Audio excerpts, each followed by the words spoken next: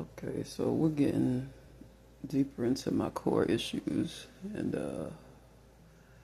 I just had a nightmare now, and I can't remember what the nightmare was about. It bothers me when I can't remember my dreams and nightmares, and I'm thinking about my mother never wanted me to date outside my race, and I believe it was the financial. And I had a flood of memories hitting me that hadn't hit me in a while. The boy, it was a cute Hispanic boy that was like 19, and I didn't want the drama, and I don't want to get into how he tried to court me, but I will sum it up and say it was very barbaric, and people who weren't even my mother were encouraging me to date him. I won't name them for their safety as far as who was for us, and she was just like, he's got money, baby, he's got a car, and he can get you out of this all these bad situations you in, and he really did. She was like, his family owns a little store, that little store down the road there. She said, you ever shop there? I said, yeah. So he was not easy to resist. He was a cute little boy, and that's what she said. Y'all would have some pretty babies. Y'all would have some little chingy babies with their hair down the back, and she said, "I know a girl right now about your complexion, him complexion, and will look that'd be one little cute baby, little pretty baby." So she said, "I know it'd be a lot of drama trying to leave Tyson, and but you should think about it. He could provide for you, take care of you." And I used to see him, and I'd leave him living with Tyson, picking her up and dropping her off the way I should be, the way how it. But I didn't want the drama. He was the total opposite of Tyson. I didn't want the drama from the family because the family, I trauma bonded with the family. And he seemed like he was like a new school, modern ed. He was just a hoe. He just couldn't keep his dick to himself, and he already had a family, and that's how my Uncle Ed was. Just saw where other women were abused, and he went and just put his little weenie everywhere, with his wiener everywhere. I don't know how the size of it, but little weenie just sounds like a fun way to say it.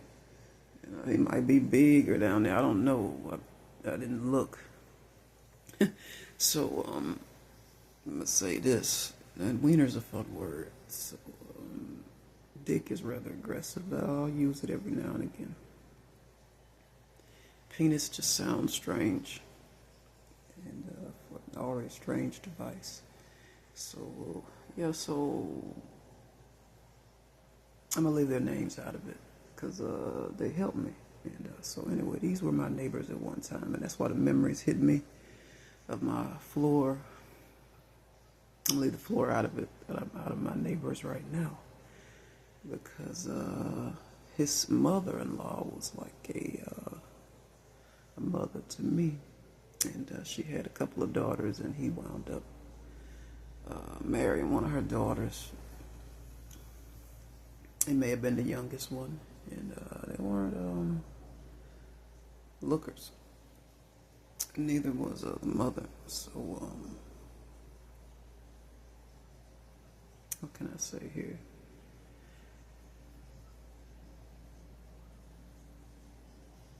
I sought the mother for help because I didn't know what to do. And a big stink started. Because the two of us were like family. And it didn't occur to me that maybe it does now, but back then maybe she just didn't want to hear it. Maybe he had done it to her. And I'd never had anything like that happen before, so I really didn't know where to turn to for counsel. Maybe she thought I was making fun of them. And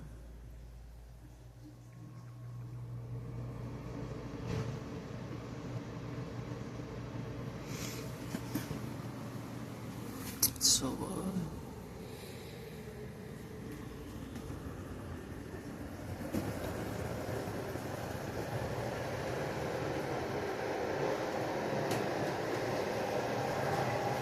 gonna take my time this morning. One of my favorite people said that. I ain't gonna say who he was or where we was at, but he said, I'm gonna take my time this morning.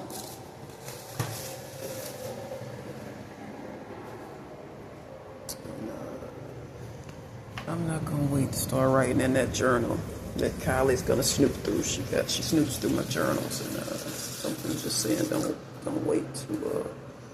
I don't know if she ever puts it public or not. I don't know if she ever puts my thoughts public, but I'm gonna go ahead and start writing maybe my wedding vows in there. I used to keep journals all the time. As again, we're getting to I'm not waiting to therapy to get to my issues. I'm not the first person that's done this. People have gone public before, talking about their issues, what they would tell a therapist. I've seen it before in the podcast. I've seen,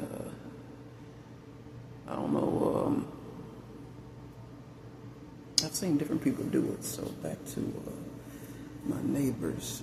And,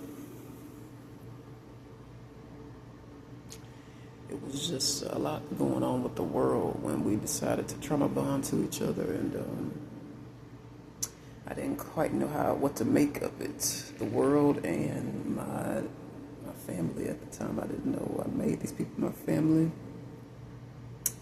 And we moved out of the building around the same time. And that's why this memory, I know, is hitting me. I'm not going to go any deeper than that. It's difficult to talk about. This is why this memory is hitting me, because I've trauma bonded with these people in this building, and they're moving out the same time as me. This building is becoming a peanut shell. It's getting to be so empty and so spooky, and I'm beginning to, and not just me, we all are beginning to trauma bond, adhere ourselves to each other. And one of the families here is like a family to me, and I'm like a grandmother and a mother to them. And I'm going to tell you, it pains me to say that their entire dynasty is trying to betray one another and fuck me. And I don't want to go for that, because it's just like my whole life. I never fucked any of them in that family I told you about, even though that's the vibe I felt, and that's the vibes I'm getting now, and that's what they told me, and that's what they're telling me now. And I don't want the drama. I don't want the drama, but the boy this time is Jamaican or African. He's not super hideous, and he's persistent, and but I do not want to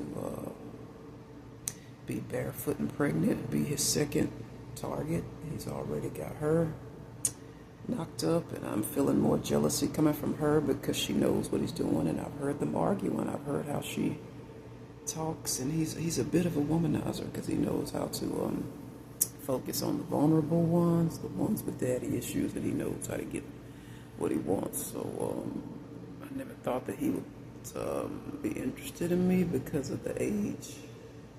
There's rather a larger age gap there, so I'm pretty sure that's gotta hurt too. Like, wow, you're trying to leave me for an old woman. And the financial, like, I got a financial with DHS. I can take care of him and give him a little cut. So whatever she's done to fuck up whatever she was doing for him, he strikes me as the type of man that's not a provider, but he sticks around if you can pay him off. He don't do what he do for free.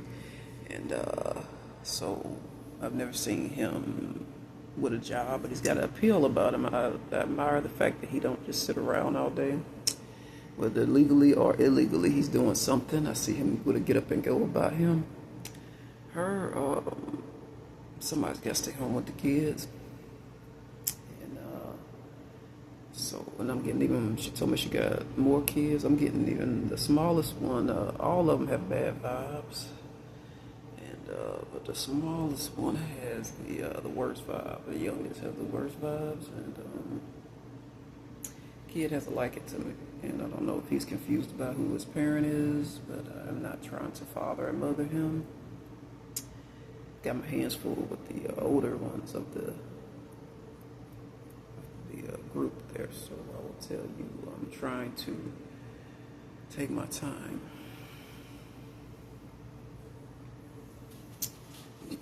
So I don't want this girl cutting up my face or doing jealous things. You know, some people are just that way. They rather believe the outsider than, and a lot of men and a lot of women with and other people, different ages will throw that kind of shit back in your face. Who you gonna believe, baby? You gonna believe me? You've been married to me all this time, or you gonna believe her? Some people do that. That might be what's going on, and women do it too. You gonna believe me? I ain't never tried it. You know, that's pretty cocky and pretty arrogant. But if it works for you, and you want me to, you testing the wrong one. If you using me as your fall guy, saying I came on to you, you really just fucking with the wrong person. And I'm gonna cut it off because Facebook and social media has this thing where you can't give a hate speech, so you have to watch your emotions on. That's why you don't see too many emotional rants anymore on them.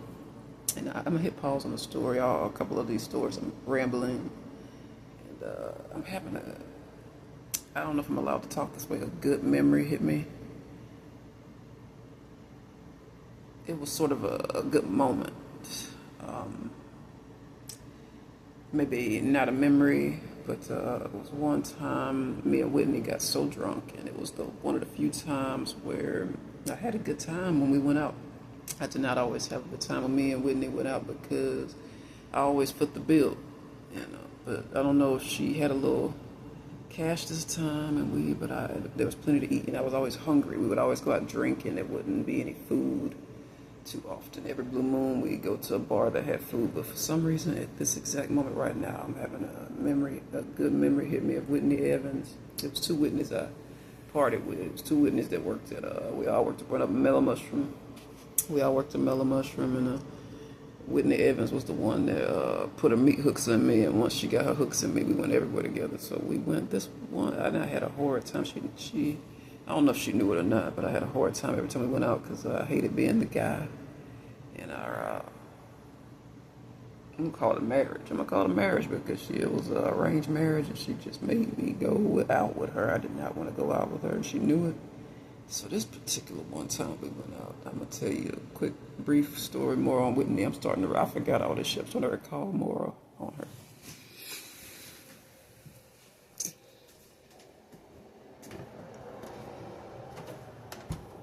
We got some eavesdroppers. Well, I'm not ready for this tape to drop yet. This is what the fans do on our property. I'm living it. I told you that I'm living it. I'm no longer going to say I'm having an omen because I'm living my best life right now. Kylie and fans are already on the property eavesdropping and on my property eavesdropping, trying to get my tape before they drop. I know you can. They've been bold enough to knock in the middle of my podcast, and you can hear different people entering in here and different people creeping around my door during my podcast. So, what was I saying? Whitney, yes. I'm starting to recall all these memories about her that I forgot over the years, and I thought it was the alcohol, but so this one particular time, I don't want to say where we were.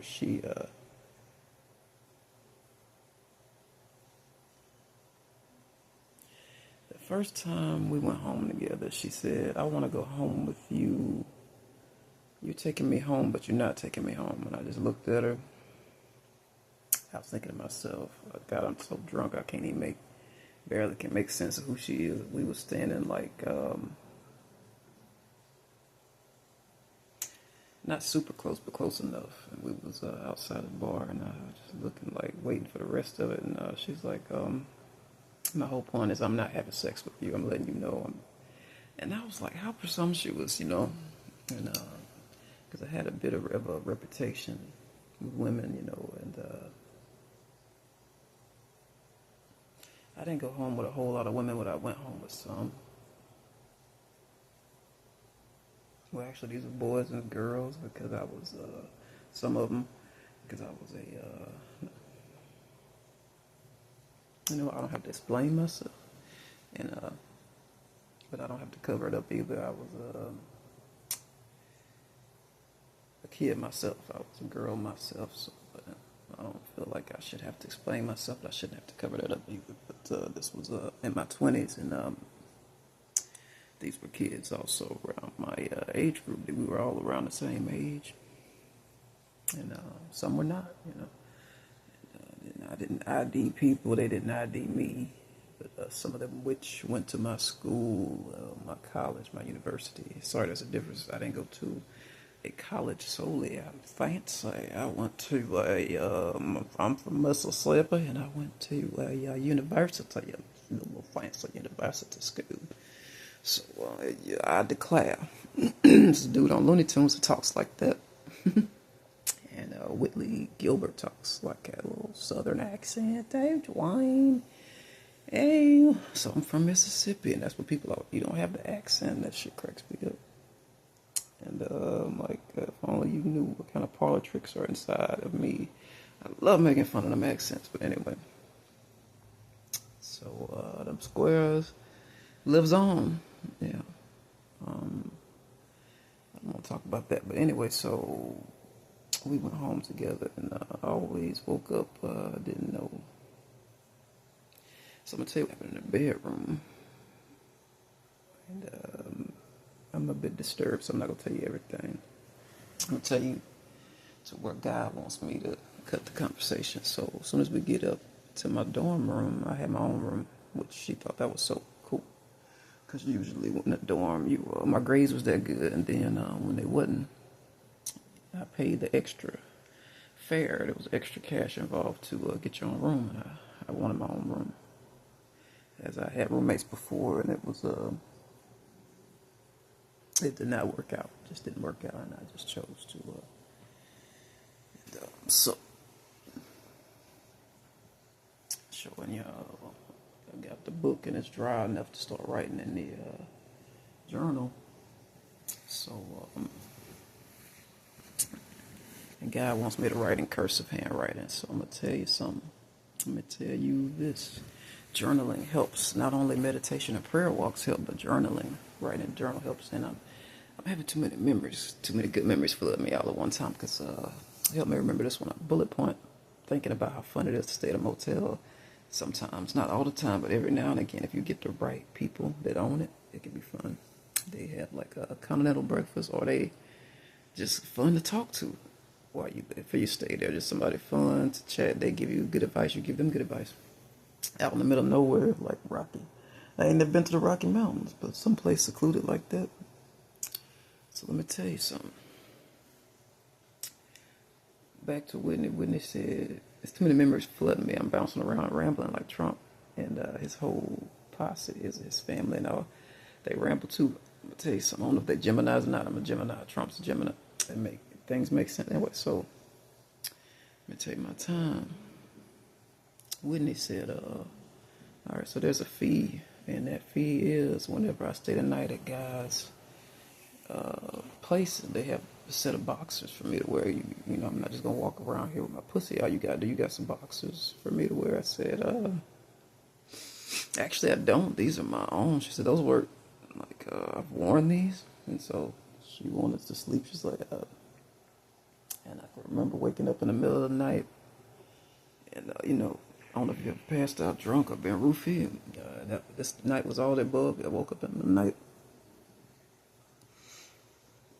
God, you know, like on a comedy, a pastor said that the best in real life is not funny like that. When you go home with a stranger, and on the comedy, pastor said on the TV, they make it seem like it's so funny that you take somebody home and you don't remember. This shit was not funny. Like, I woke up in the middle of the night, and there's a little white girl, a short white girl, like a child. But Whitney was like around in her 20s. You had to be a certain age to work at the bar I was at. So I had to at least verify these people was at least 18. So she was at least 18, and I'm like, I look, cause I barely knew her. We just started working together. I look over, groggy as shit, roofied, drunk. There's a white girl in my bed, and I woke up in the middle of the night. But the pastor said, TV, American television, try to make that shit seem funny. It was not funny. I was like, then I tried to thump her a little bit, try to wake her up, because I couldn't get the way how she was rolled over. I couldn't get a good look at her face, and I was like, who is this white girl? And it wasn't funny. It's funny now. It's okay to laugh. Whitney used to threaten me a lot, but then I was so American television is right. It is funny, just not funny right then, you know. So if you want to live, because Whitney was one of them kind of people that don't like to laugh much. She didn't really have much of a sense of humor. She was really uptight, and so I'm like, oh my God. Then I'm looking, and then it dawned on me. Not, I was like, this is a mystery, because you know I'm still impaired. I'm still roofied. I'm like, I don't even know any way of knowing who she is, and I'm like, I don't know where her pants are. They might have an ID or something on it, and I was just like, so just kind of like how you just saw me lay back down. I was like, let me just lay back down and just think for a minute, and because I really didn't get a good look at her face. Not that Mellow Mushroom was a big restaurant, but the people were so, unless they worked on the pizza line with me, unless they was on that particular line and they worked with the company for a very long time, I really didn't remember you. It was a small company, but the turnover rate was so high. We was always hiring new people, and Whitney did not work there long. She didn't work there long. And it wasn't until, I don't know how long she worked there, somebody had to pull me aside and say, there's actually two. It may have been her, there's two of us, there's two Whitneys, she said. And I'm like, well, how do I know the difference between, because y'all both white girls, how do I know? And y'all got the same color hair, just same build, both petite. How do I know the difference? What's like, your hair even like styled the same, but other Whitney was kind of curly, and she said, she told me there are different last names. And then she went back and showed me on the schedule, and she said that my last name is actually this and her last name is that. I said, oh. She was like pretty much in and out. I don't know if she got fired, but I remember now she told me she got another job. She has several other jobs, and I'm not gonna say too much for her and my own protection. She.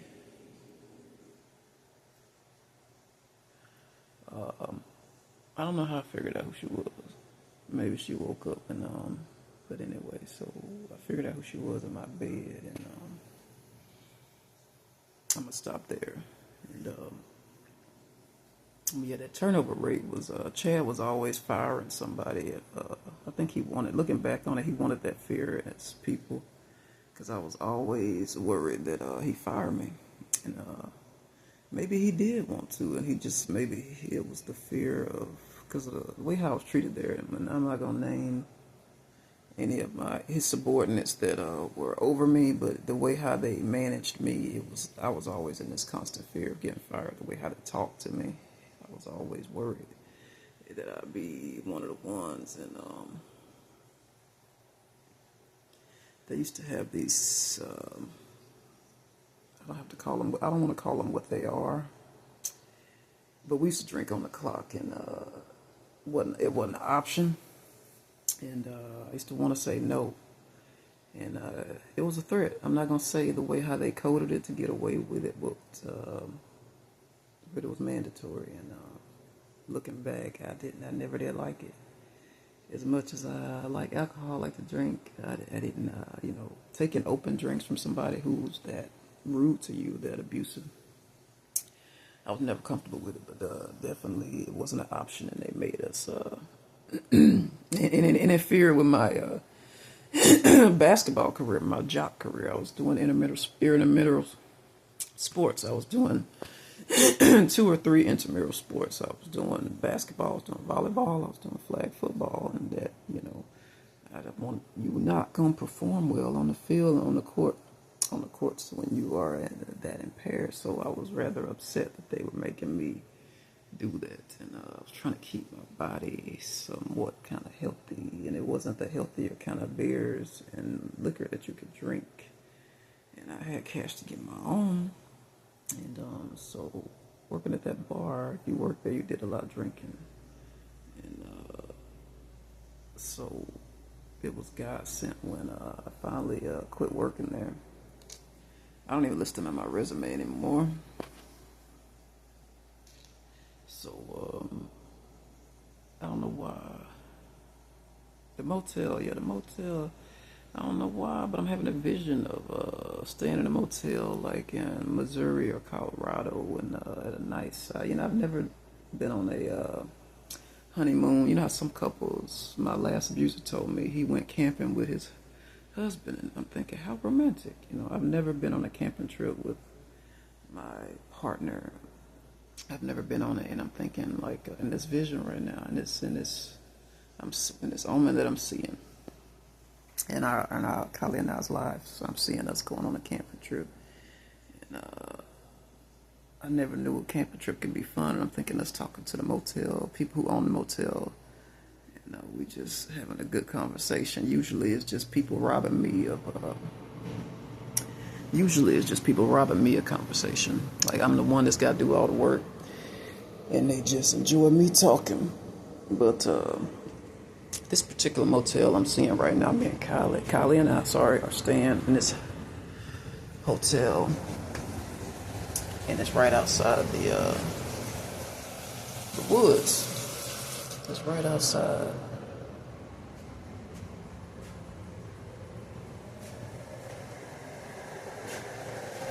So I'm gonna go get y'all with some coffee.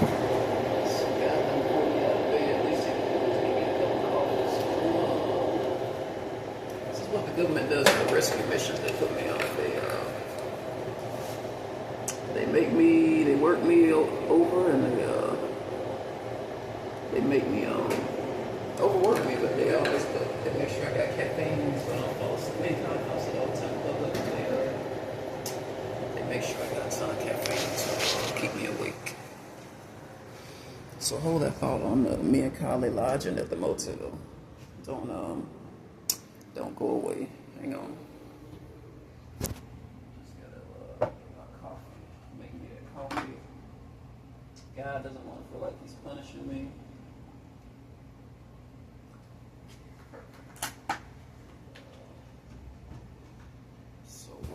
I never got to see my mother live her life fiercely.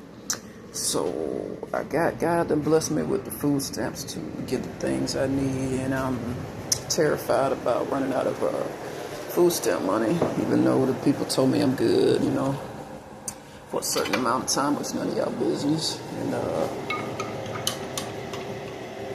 so my mom, I've never seen her do anything with confidence, like get a paycheck in confidence. Get a paycheck in confidence, walk with confidence, date in confidence. I never saw her do anything confidently. She was always insecure. Maybe that's why she treated me the way how she treated me. I don't know. Again, we're getting to the roots, the core roots of my problems. Got the coffee. Me and coffee. Kylie and I are not big coffee drinkers, but we drink coffee. I'm trying to eliminate saying in my omen because I feel like I know what I'm in my life. Kylie and I are in our life together right now. And coffee done already gave me a boost. So again, getting to my core issues. I don't ever remember seeing my mother with any confidence. And I'm gonna tell you something. Prayer. And I can't say where I was at, but another pastor said that journaling helps mental health, and prayer walks help mental health. And my mother used to always say, when I used to be afraid to write in my journal, because I live in an apartment, and I'm worried about somebody coming in and reading what I've journaled, my private thoughts, and she's like, she said one thing right. No matter how protected you keep that journal, somebody's going to find it and somebody's going to read it.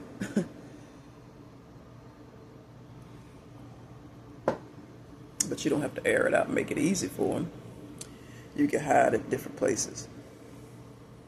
So that's what I did growing up. I hid my journal different places, and my brother used to find it all the time.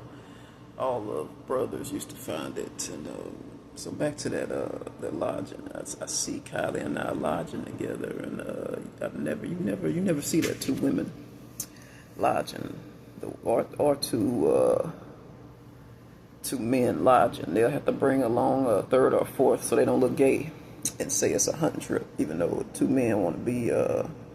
I don't know how my ex abuser did that to where he wasn't looking like two gay men, but you can't be of the same gender and go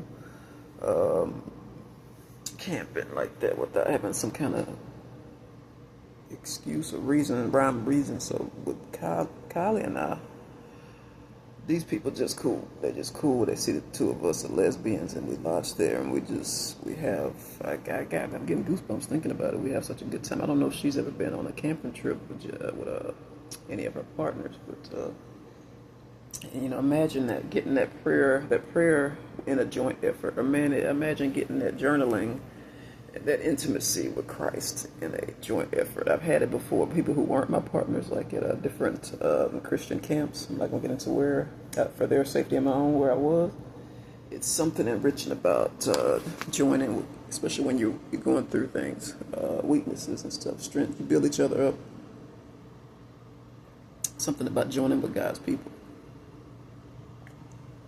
As Tyson once said, your lips are cherry red. That's from where I've been drinking that red sun kiss.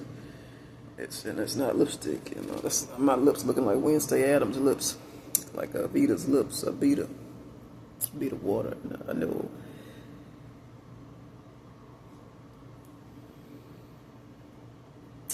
So I'm gonna tell you something. Some things I don't want to put out in the atmosphere, but it's something about writing a journal that breathes life into things. Think about spooky as the sound. Think about they don't have to be consistent. Think about shooters. They write down their thoughts and then they go follow through with it. So, but on a positive note, think about writing something positive down in that journal. Think about writing something positive down and it coming forth. And just watch what you write in it, and because somebody's gonna find it one day, and you tell your plans. If it's something, a crime or something like that, and I'm gonna tell you something too. Yep, it's supposed to be in confidence, but you tell your therapist. But if you tell her that you think about committing a crime, she has by law to report you to the police. The therapist is not your friend. It's not your buddy. I need to transition from saying the. Show possession. Your therapist. It's a confidence thing, and the English thing. It's both. So, back to me and Kylie's honeymoon. So, Kylie and I take a lot of hunting trips to make up for the two of us, our childhood. She hadn't been on a lot of camping trips either. Does it look like the Kardashians and the Jenners know the first thing about camping? I know things about camping. Kylie knows things about camping. We don't look like we do, but she didn't get to go camping growing up. Neither did I. So we go, and then we two of us seen lots of horror movies that spooked us into not wanting to go. And those things can happen. A lot of, especially being women and girls. Men prey on women and children, especially when they're out in the woods. But they can't hog the woods. I want to. That's the reason the government is making me go back to homeless. Because as a kid, I wasn't allowed to. I was allowed to not go with.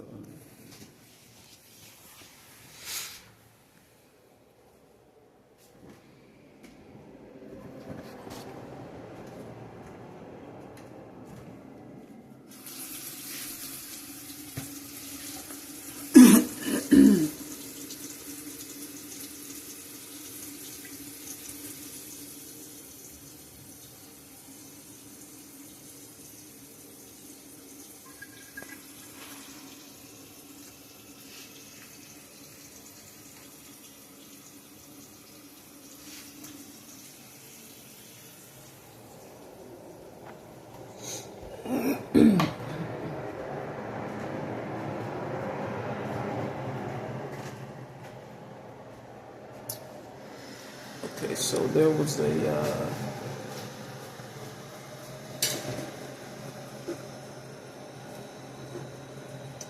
there was a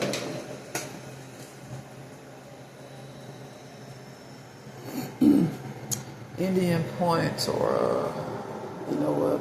I can't think of the name of the national park, but there was a in Mississippi, Goshen to be exact, Goshen, Mississippi. There is a camping ground where you can put a tent out. You can wash your clothes in the stream. They got showers. Don't hold me to the washing your clothes in the stream, but I know they told me they have water of some sort. They don't hold me to the showers. You pay like $18 a night. So in Mississippi, it's pretty progressive for Mississippi, and there is in Mississippi where you can. The woman from what she told me over the phone, it's not long term, and I found out from the park ranger when I was homeless, and the park ranger who was so rude to me told me you should try. I can't think of the name of that park. Anyway, you could